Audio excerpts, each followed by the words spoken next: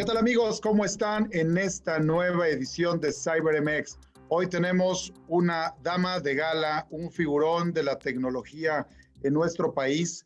Nos acompaña en este día Angélica Arana. Angélica Arana es nada más y nada menos la directora de Gobierno de Arquitectura e Innovación de Grupo Financiero Banorte. Por aquí va a estar con nosotros Angélica Arana. Bienvenida, Angie. Y como siempre, también como coanfitrión, mi estimado amigo Jesús Navarro, director general de la empresa Data Warden. Bienvenidos a ambos. Muchas gracias. Un gusto. Gracias, José Luis. Gracias, Angélica. Pues bien, amigos, vamos adelante entonces con esta entrevista a Angélica Arana. Angélica, pues primero que nada, romper un poco el hielo, conocer quién es Angélica, cuál es su formación profesional, todos estos grandes proyectos que enfrentas con la parte de gobierno, de arquitectura, con la parte de innovación. ¿Cuáles son esos retos, esos grandes proyectos que Angélica ha tenido que empujar para llegar a su posición y para ser un engrane fundamental en su organización para que sea líder del mercado nacional? Cuéntanos un poco de ti, Angélica. Muchas gracias. Pues yo soy informática de profesión, estudié en la UNAM, orgullosamente UNAM, y también tengo una maestría en innovación por parte del TEC de Monterrey. Soy especialista en tecnología e innovación y tengo más de 25 años de experiencia en el sector financiero. Dentro de este periodo, pues he participado en diferentes instituciones financieras. Empecé en aseguradora, pasé a banco, ese banco terminó formando parte de un grupo financiero mayor y hoy pues puedo decir que ya he pasado por diferentes áreas de Banorte en este caso, que es la institución a la que hoy en día pertenezco. Y pues dentro de los retos y los logros que he tenido a nivel personales, siempre lo que he dicho es que son 25 años, pero son 25 años en los que he tenido diferentes roles dentro de la organización y en los que he pedido siempre la posibilidad de enfrentar nuevos retos y he tenido afortunadamente la respuesta de la organización para poder asumir esas responsabilidades. Y pues dentro de eso he variado, o sea, he estado desde soporte técnico, aseguramiento operativo, relación con negocio, arquitectura empresarial, ahora la parte de innovación. Y siempre en cada una de esas posiciones he tenido pues mucho aprendizaje. Y algo que también considero es que tiene uno que regresar. O sea, lo que recibes lo tienes que regresar. Y lo tienes que regresar primeramente pues, dentro de la organización a tus equipos, a los colaboradores que son tus colegas, a la institución per se, pero también siendo una institución financiera a la sociedad, ¿no? Haciendo soluciones que realmente ayuden a resolver los problemas financieros que pueda tener cada persona de a pie que requiera un servicio financiero en esa institución, ya sea a través nuestro o ahora pues a través de la colaboración con fintech y con otros actores del ecosistema que nos van a ayudar sumando a llegar a esa meta de inclusión financiera que tenemos como país. Pues bravo, bravo, realmente eres una gran representante del género femenino en nuestro país. Me siento muy orgulloso de ser tu amigo y además ver tu trayectoria y tu presencia siempre en redes, en eventos. Muchas felicidades en esta entrevista. Oye, y hablando ahora del tema de la ciberseguridad, has mencionado este tema de la innovación, seguramente involucrado con la digitalización, los temas de identidad. ¿Cuáles son los retos? ¿Qué piensas hoy en día que son los principales retos dentro de la mente de un director de tecnología o dentro de las preocupaciones que puede tener la directora de la parte de innovación y gobierno, alineado también con todo este régimen de normativas que nos colocan pues las autoridades? ¿Cómo ves el panorama? ¿Para dónde vamos? Pues la verdad es que, José Luis, tú lo sabes muy bien, el tema de la ciberseguridad es toral para las organizaciones.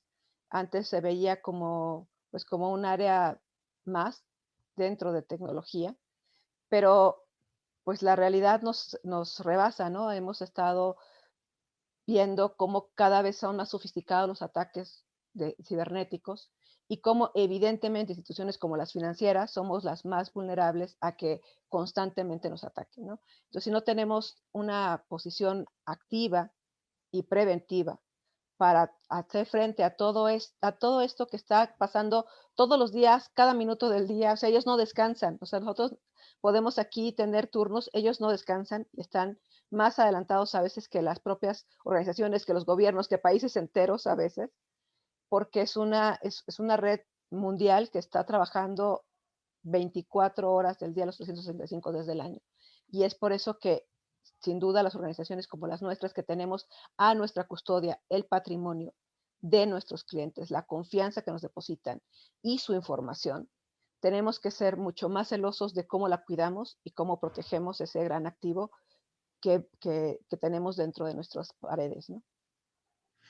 Wow, wow, realmente una preocupación y tienes mucho atino en tu comentario. A todos nos incumbe y yo creo que es parte de la esencia de CyberMX el difundir este conocimiento en todas las latitudes y principalmente con grandes líderes como tú. Oye, y en ese sentido, el rol del CISO, tu cercanía con él, con las estrategias de ciberseguridad, cómo se coordinan, cómo colaboran. ¿El CISO realmente está teniendo una opinión, una posición estratégica, directiva dentro del CX Label? ¿O cómo lo manejan ustedes? ¿Se ve más a través de algunas funciones de otros ejecutivos? ¿Qué opinión tienes, digamos, quizás dentro de tu institución y fuera de tu institución? A lo mejor ustedes tienen un mayor nivel de madurez alrededor de una posición como el CISO, mientras en otros lados quizás ni siquiera la tienen pensada o no hay presupuesto y sigue estando dentro de un área de tecnología siendo juez y parte, ¿no? Mira, hoy en día aún la función del CISO está colgando de la estructura de tecnología. Sin embargo, tiene un reporte matricial con la dirección general, ¿no? Y a su vez, pues tiene una mesa y, bueno, tiene un lugar en la mesa dentro de lo que para nosotros es nuestro comité de integridad, y ese comité de integridad pues tiene bajo su cargo pues esta función de cómo cuidar la integridad de la institución, ¿no? Entonces, aún a pesar de que sí, sigue habiendo esa ambivalencia que comentas de que eres juez y parte porque lo que cuidas son los activos tecnológicos y a veces hay ese conflicto de intereses. Creo que ha sido muy evidente y sobre todo porque pues ya nos ha tocado, ya nos ha dolido el no tener la suficiente inversión en el pasado en temas de ciberseguridad, el ver de forma más estratégica este rol, el asignar más recursos, el fortalecer la organización, el inclusive especializarla mucho. Antes era como que, oye, el área de seguridad de la información y era un ente que tenía todo, ¿no? O sea, eran pocas personas que veían todo. Ahora está realmente muy especializado por áreas muy específicas, desde la seguridad lógica, la seguridad física, dentro de la seguridad lógica, pues un montón de variantes, o sea, en el que tienes que ver hasta la forencia. eh, tú conocerás muy bien en cuántas ramas se divide hoy la ciberseguridad.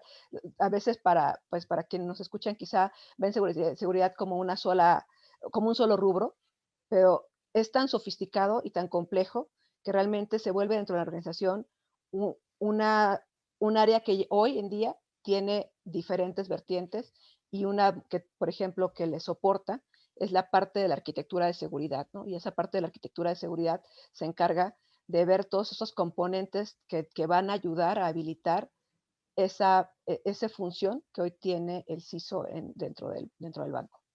Sí, realmente un gran reto para ti, para el CISO, para la organización y para todos los amigos que nos acompañan aquí, nos están escuchando, pues viene muy fuerte. Fíjate que hace apenas, ustedes que están seguramente en el retail muy metidos por los intercambios y pagos en tarjetas de crédito, tengo que declarar que a mí me acaba de pasar un pequeño fraude muy chico, gracias a Dios, 600 pesos, pero me llamó la atención el nivel de complejidad, ¿no? O sea, a través de Facebook tenían conocimiento de lo que yo estaba buscando y me ofrecieron una pequeña mesa que subía, que hacía inclinación y 600 pesos. Se me hizo razonable, costo-beneficio.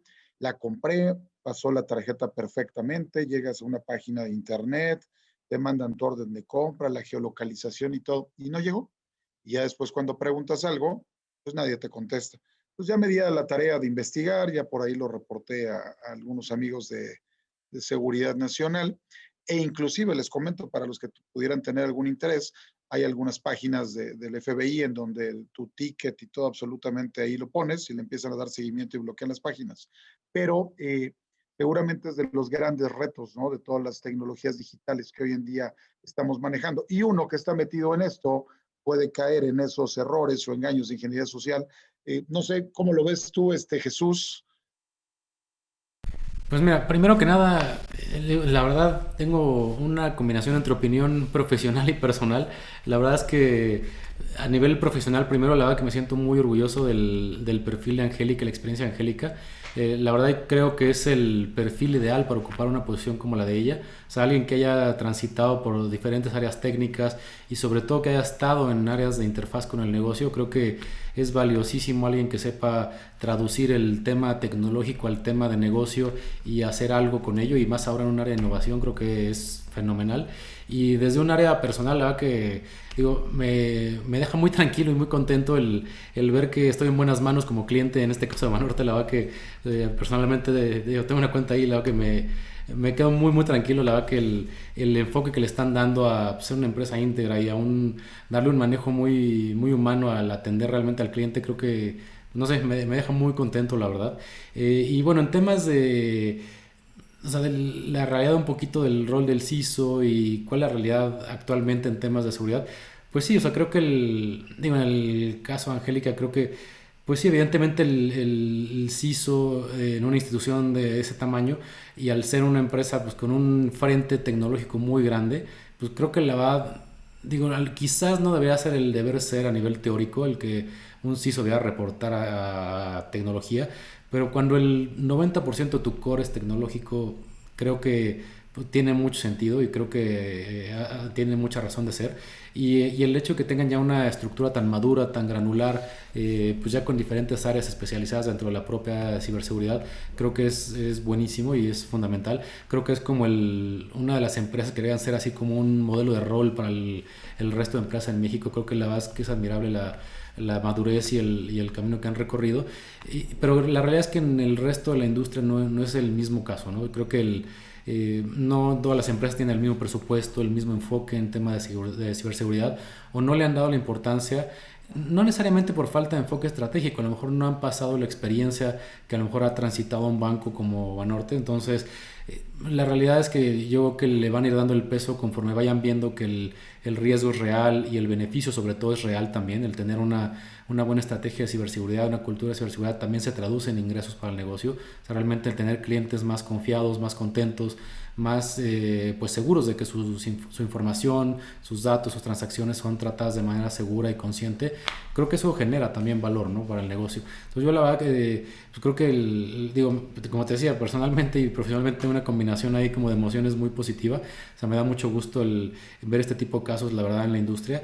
Pero sí creo que honestamente en el general de la industria pues, sí hay un reto todavía importante en temas de cómo percibir de entrada el valor de la ciberseguridad en las empresas, qué le puede aportar al negocio y sobre todo el rol del CISO, ¿no?, como el responsable primordial, en este caso que va como punta de lanza ante el negocio con el tema de ciberseguridad. Creo que hace falta vender más estratégicamente el mensaje y el valor, ¿no?, de lo que podemos aportar.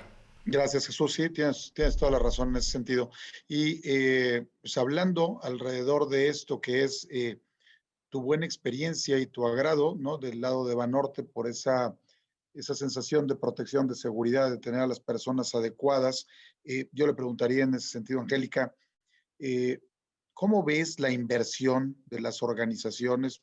Si no quieres tocar Banorte, no hay ningún problema, está totalmente respetable, pero en general, la inversión que hacen las empresas alrededor de la ciberseguridad, ¿estaremos haciendo las inversiones correctas, los montos correctos, o todavía tenemos una aversión o un no va a pasar nada y cuando llegan estos golpes impresionantes, tipo hace algunos años con el tema del SPEI, ahí andamos todo el mundo corriendo para tratar de solventar cosas que quizás si hubiéramos puesto un poquito más de atención, los impactos habrían sido menores, ¿no? Sí, mi opinión ahí es que hay organizaciones como las que estamos en el sector financiero, que tenemos una carga regulatoria importante, justamente a partir de los problemas que tuvimos con SPEI, pues el mismo regulador sacó pues, una circular de ciberseguridad en la que pedía se volvía mucho más exigente en términos de todo lo que estamos haciendo las instituciones financieras para proteger nuestra infraestructura interna y a nuestros clientes por ende. Entonces nosotros tenemos que sí o sí hacerlo, ¿no? Es un tema en el que no tienes demasiada alternativa, podrás meterle más o menos dinero, pero tienes que hacerlo, ¿no?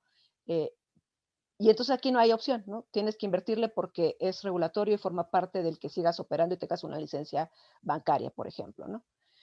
Habrá otras que les haya pasado y hayan tenido que aprender también, pues por ahora sí que por haber sido atacados. Y habrá otros que realmente sigan eh, viendo esto como, pues como tener un antivirus, ¿no? O sea, ya tengo un antivirus, ¿qué más necesito, no? Esto se trata de virus en el espacio cibernético, ¿no? Entonces, yo creo que de fondo el tema es que el grueso de las organizaciones efectivamente no tienen, o sea, posiblemente no tengan un presupuesto, posiblemente no sientan que son tan vulnerables como las grandes compañías, que son los premios mayores para los que están los hackers, pero la realidad es que no, o sea, la realidad es que hoy en día todos somos susceptibles a ser atacados en nuestro patrimonio, en nuestra información, y, y lo que nos hace falta es como tener más cultura al respecto, ¿no?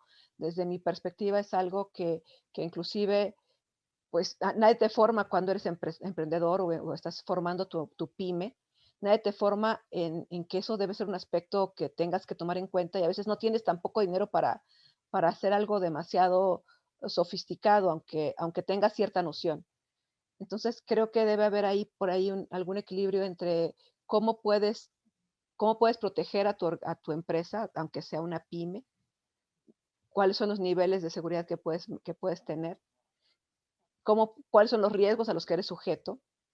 Y eso se forma pues con cultura. O sea, creo que el tema desde mi perspectiva, casi casi debería haber una materia desde que estás en el jardín de niños, en el que a los niños en su lenguaje les vayas enseñando a cómo protegerse en el mundo digital y así vayas avanzando en el transcurso de tu vida escolar, ¿no? O sea, para mí tiene que ser parte de la materia básica. Sí, sí, sería muy, muy interesante, sobre todo que tú estás todo en esta parte de gobierno, ves la parte de la regulación y de repente la innovación, la digitalización, yo también creo que sería un punto muy atractivo en la parte académica, ¿no? Para que todo el mundo ya trajera más en la sangre este tipo de información que es fundamental. Oye, y a nivel país, en ese sentido, entonces, ¿tú crees que hay algún esfuerzo interesante por parte de las instituciones? ¿Nos está faltando empujar la academia? ¿Encontramos el talento necesario en el país para cubrir roles de esta magnitud? Porque finalmente, como bien lo decías, muchos de los ciberatacantes ya son industrias que a su vez tienen empresas y casi casi maquinaria perfectamente aceitada y que con todo lo que han logrado en dinero, pues tienen para ganar más y para pagar nóminas a verdaderos expertos y especialistas. Y los demás nos estamos canibalizando por encontrar el mejor talento, creo yo, y todavía no estamos en el punto de una cresta alta para cubrir las posiciones.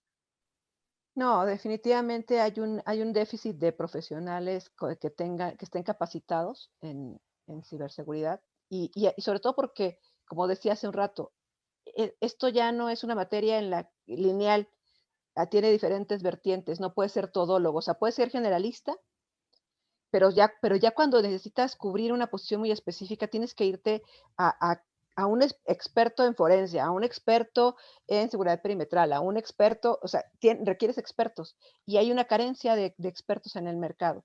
Entonces, lo que tienes que hacer, o sea, lo que tienes que hacer desde adentro es o te alías pues con la academia y empiezas a tener un programa de formación en el que tú formes a tu propio talento y entonces tengas a esa gente que no encuentras en la calle, o te apoyes con empresas que te ayuden a cubrir esas capacidades, pero a veces son para proyectos muy específicos. Después, cuando esas empresas se van y te dejan el software, de todas maneras tienes que tener expertos adentro que conozcan y que hagan el fine tuning de todas las herramientas que tienes y que has estado incorporando a tu ecosistema, ¿no? Creo que efectivamente nunca vamos a cubrirlo, creo que sí tenemos que hacer un esfuerzo no solamente entre la iniciativa privada y la academia, también con el gobierno. Creo que juntos ya se está haciendo algo, eh, pero en esto siempre vas detrás, o sea, no puedes aflojar el paso, tienes que tener una ruta muy clara de hacia dónde quieres llevar y qué acciones estratégicas vas a hacer para llegar a ese objetivo como país, como organizaciones, como academia, porque esta rueda sigue girando y cada vez hay más ataques mucho más sofisticados, ¿no? Oye, Jesús, y en ese sentido, por ejemplo, un canal, nunca habíamos hecho una pregunta así, pero yo creo que se da ahorita con la charla con Angélica. Un canal de ciberseguridad de la fuerza, del tamaño de tu organización de DataGuarden, ¿cómo se va preparando? ¿Qué tipo de servicios tiene que acelerar y poner en el mercado? Pues para retos como los que tiene Angélica y una organización tan grande en donde dice, pues nosotros somos tan importantes que los ciberdelincuentes han de tener un súper apetito por devorarnos y entonces está súper complicado porque ellos vienen muy rápido con muchas tecnologías, ellos me refiero al banco, necesita talento, necesita gente muy especializada y necesita el apoyo de canales. ¿Cómo se ve eso desde el otro lado, ¿no? Desde el lado del canal. Pues mira, yo creo que es una evolución natural y viene, yo creo que en varias vertientes. O sea, yo creo que lo principal que lo ha apalancado pues es el grado de madurez que ya ha ido adquiriendo la adopción de tecnología en el país, pues con todos los riesgos que se van abriendo de manera inherente con ello. La pandemia ahora de COVID pues hizo muy latente este tema, o sea, muchas empresas no tenían pues una operación madura de tecnología y pues se vieron en la obligación, en la necesidad pues de abrir nuevos canales de comunicación con sus clientes o de transaccionalidad con sus clientes vía digital. Entonces pues muchos hicieron sus pininos ahí. Entonces realmente esto combinado con la carencia de talento que comentaba Angélica, que comentabas tú, o sea, es una realidad, o sea, tenemos entre un 25 y un 30% de déficit de talento, no nada más a nivel nacional, a nivel global. Entonces yo creo que inclusive a nivel nacional puede ser más alto y más cuando hablamos de ya tecnologías muy específicas, por ejemplo de arquitectura de nube, arquitectura de seguridad de nube. La verdad es que son contados con la mano los colegas que realmente tienen la capacidad, el conocimiento. Entonces yo creo que ¿qué necesita una empresa y qué debemos hacer nosotros como proveedores de servicios en este caso? Pues enfocarnos en qué realmente necesitan los clientes, ¿no? Yo creo que un cliente ahorita lo menos que necesita pues es que llegues ofreciéndole pues licencias, hardware, etcétera. Yo creo que lo que necesita una empresa actualmente pues es que llegues a ofrecerle soluciones que le resuelvan los problemas. O sea, realmente ver qué le hace valor al negocio del cliente. Y si en este caso vemos que algo que le hace sentido o que le agrega valor es habilitarlo de manera inmediata, pues con soluciones que puedan utilizar en el momento cero, desde que dice ok, firma un contrato y al día siguiente ya puedo utilizar el servicio. O sea, soluciones llave en mano, soluciones de servicios administrados con un grado alto de especialización. O sea, yo creo que es lo que podemos hacer como industria, como proveedores de servicios, realmente enfocarnos en qué realmente necesita el cliente, ¿no? O sea, no quedarnos encasillados con un modelo comercial de tecnología de hace 5 o 10 años, que la realidad desde que la nube llegó, pues llegó para quedarse, ya ha evolucionado muchísimo y más ahora combinado con la pandemia, eso pues detonó muchos cambios, ¿no? Yo creo que hay que ser conscientes de lo que el cliente realmente necesita y es pues apoyo, realmente un apoyo genuino para resolver los retos que tiene su negocio. Y pues qué retos tiene cualquier cliente, pues lo que cualquier otro en el mundo: quiere crecer las ventas, quiere minimizar los gastos, quiere reducir costos, quiere minimizar riesgos. Entonces yo creo que hay que especializarse mucho en la vertical en la que queramos trabajar de negocio. En este caso nosotros, por ejemplo, particularmente estamos muy casados con el sector financiero, pues entender realmente qué quiere el sector financiero. O sea, comentaban por ahí Angélica hace ratito, oye, no necesariamente es nada más lo que hacemos nosotros como institución. O sea, estamos generando alianzas con otras instituciones, con fintechs, etcétera, con otro tipo de empresas. Pues bueno, analizar hacia dónde se está yendo el mercado y ver de qué manera podemos apoyar. O sea, realmente el presupuesto de ciberseguridad que tenga un banco del tamaño de Banorte a lo que tenga una fintech o una empresa de muy reciente creación, por más innovadora que sea, pues es muy dispar, pero el requerimiento a nivel negocio es el mismo. Quieren dar un tema de valor al cliente final, quieren asegurar la confianza, el relacionamiento, la transaccionalidad. Entonces hay que adaptarse a ello. O sea, realmente ya el tema de vender tecnología por venderla, creo que eso ya quedó en el pasado y hay que enfocarse mucho en el futuro, ¿no? Que realmente es vender valor, vender un servicio que realmente le resuelva la necesidad de negocio al cliente. Muy interesante, gracias Jesús. Sí, comparto contigo la idea como CIO. Eso nos aporta mucho valor. Y Angélica, regresando un poco al tema del CISO, comentabas hace algunos minutos que para algunas organizaciones todavía dependen del lado del departamento de tecnología. En ese sentido, ¿qué está haciendo bien un CISO o qué está haciendo mal un CISO? ¿Qué le falta para hacer ese personaje estratégico que se vaya ganando la posición en el board, ¿no? Que sea considerado en ese CX label para la toma de decisiones estratégicas, reitero? ¿Cómo ves? ¿Qué le hace falta? ¿Qué necesita? ¿Cómo tiene que ser su empuje? Pues mira, lo primero que tiene que hacer es que no solamente puedes quedarte con esa visión tecnológica este es un problema de tecnología y lo resuelvo con fierros o lo resuelvo con software. O sea, ya no es un problema solamente de tecnología. Realmente tienes, uno, que saber hablar desde los números, o sea, de tener eh, esa otra parte, esa visión financiera para poder llevar ante la dirección y justificar el porqué de tus proyectos y por qué del costo y cuál es el riesgo. O sea, tienes que saber administrar correctamente los riesgos, tienes que poder plantear en términos financieros qué justifica la inversión, por qué se trata de una inversión y no de un gasto. O sea, tienes que volverte el vendedor de tus propios proyectos, porque nadie te los va a comprar si no eres tú mismo capaz de explicarles en términos de negocio el porqué de esa inversión. Entonces, ya no nada más necesitas tener habilidades técnicas, ¿no? También necesitas tener habilidades blandas, o sea, demostrar tu liderazgo, tener una buena comunicación interpersonal, tener esa capacidad de análisis, tener todas esas características personales que te van a ayudar a tener un lugar en la mesa y no que te veas como el raro de la mesa, el que habla solamente en términos tecnológicos y nadie más le entiende. O sea, tienes que saber hablar en términos de negocio. Sí o sí, ya no tienes opción. O sea, si quieres realmente que tu rol tenga el peso que necesita tener en la organización en la que tú te desempeñas, tienes que volverte dual. Oye, no sé si le agregarías también, a veces yo he visto CISOs muy de la normativa, muy de la metodología, y entonces todo es paper, cumplimiento, papelito, proceso, documento. Entonces yo tengo la opinión de que, por un lado, el CISO tiene que ser un poco tecnológico o un mucho tecnológico y luego estar un tanto normativo y luego tener la parte de gestión y tener ese seniority, ¿no? Sí, yo también creo, la parte normativa, eh, yo creo que no te la puedes salvar, porque sí tienes que aterrizar en la normatividad de la institución, cuáles son, o sea, cuáles son los comportamientos que esperas, qué es lo que se permite, qué es lo que no, cuáles son las políticas en materia, por ejemplo, de seguridad, en materia de protección de datos, o sea, desde que la organización sepa, oye, pues que no es el mismo tratamiento el que se le da a la información pública que a la privada, que a la privilegiada, que a la confidencial. O sea, tienes que poder establecer estas políticas y determinar cuáles son los comportamientos esperados por cada uno de los colaboradores de esa organización, ¿no? O sea, no te la puedes quitar, pero tampoco te puedes volver purista en términos de que todo lo pones en papel, porque si no el papel se vuelve letra muerta.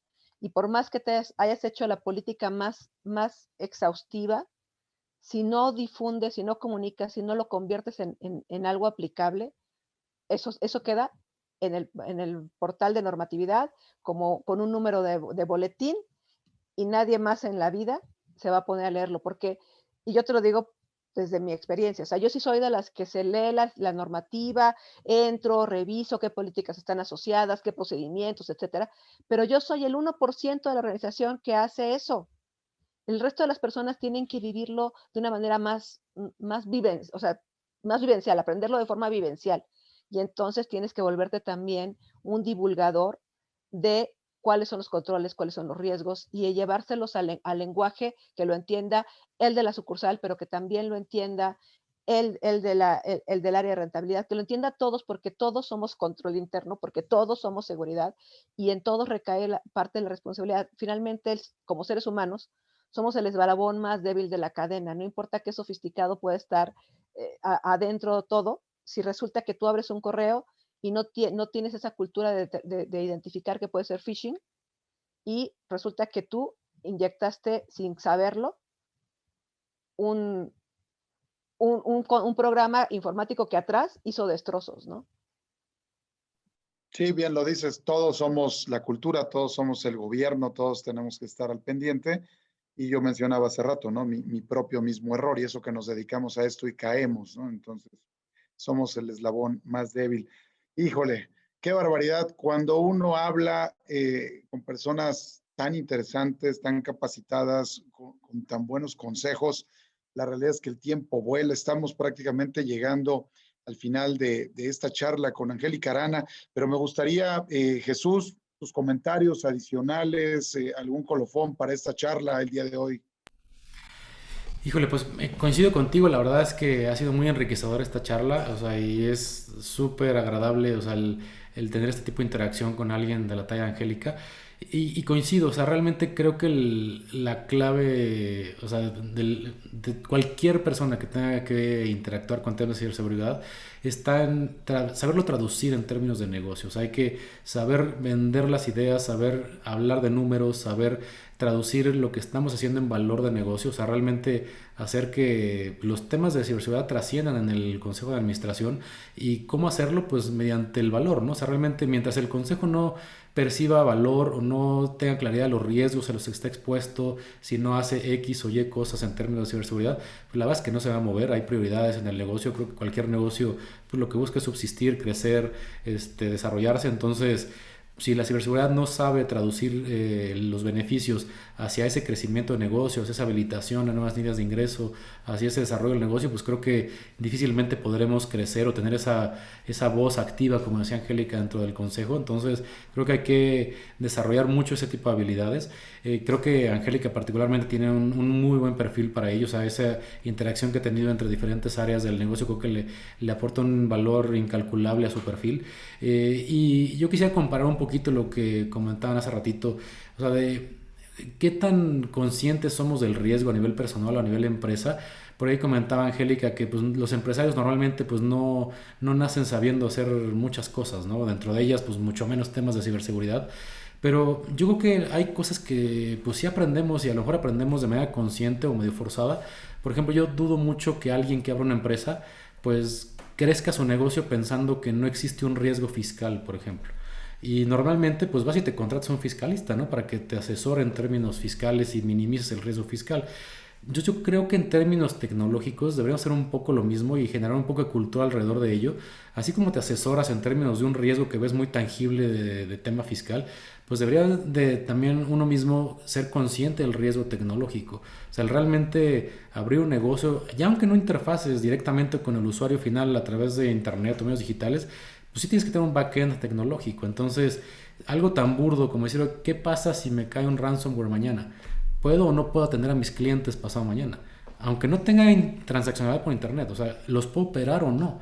Entonces yo creo que así como el declararnos ignorantes en términos fiscales y buscar asesoría profesional, pues deberíamos de buscar asesoría igual de profesional en términos tecnológicos y muy puntualmente en temas especializados como temas de ciberseguridad. Decir, ok, ¿a qué me expongo abriendo un negocio en términos de ciberseguridad? O sea, temas de esos activos que tengo de información, activos tecnológicos, de entrada saber cuáles son, de tener visibilidad de dónde estoy parado, a qué riesgo estoy expuesto y pues tomar ciertas acciones, porque la verdad es que yo dudo mucho que si un día te llega una auditoría o una multa del SAT, digas, es que pues no sabía que había que hacer esto, pues sorry, pero lo tienes que pagar, ¿no? Igual el tema tecnológico, o sea, un hacker no te va a preguntar o alguien que llegue a secuestrar tu información tampoco te va a preguntar. Y yo creo que la ignorancia no justifica el hecho de que hagas o no hagas cosas. Creo que hay que tener conciencia de ver lo que está sucediendo en el mundo. Y ya ni siquiera en el mundo, o sea, yo creo que cualquiera tenemos un conocido, ya sea persona, empresa, etcétera, pues ya le han secuestrado información, ya le han querido hacer un fraude, entonces ya no está tan lejano. Entonces yo creo que vale mucho la pena hacer conciencia de querer saber o al menos generar esa curiosidad de, oye, ¿qué tan expuesto estoy? ¿Qué tanta información personal tengo expuesta? ¿Qué tan expuesto está mi negocio? O sea, realmente el nivel de riesgo tecnológico que yo creo que tengo, ¿es el real o realmente necesito ampliar esa visión y asesorarme de un experto, ¿no? Yo creo que vale la pena como generar esa cosquillita y cuestionarnos, ¿no? Y generar un poco de cultura alrededor de ello. Correcto, Jesús, así es. Pues amigos, estamos llegando este día al final de esta cápsula de CyberMX. Muchísimas gracias, Angélica Arana. Ha sido un placer, en verdad, tenerte este día, compartir tus conocimientos. Esperamos nuevamente tener la oportunidad de volver a entrevistarte en un periodo no muy distante. Muchas gracias, Angélica. Al contrario, muchas gracias, un gusto. Jesús, muchas gracias. Siempre un placer estar contigo como coanfitrión de estas estupendas charlas. Y amigos, muchas gracias. Este es CyberMX, la comunidad más grande en ciberseguridad para México e Hispanoamérica. Nos vemos en la próxima. Muchas gracias.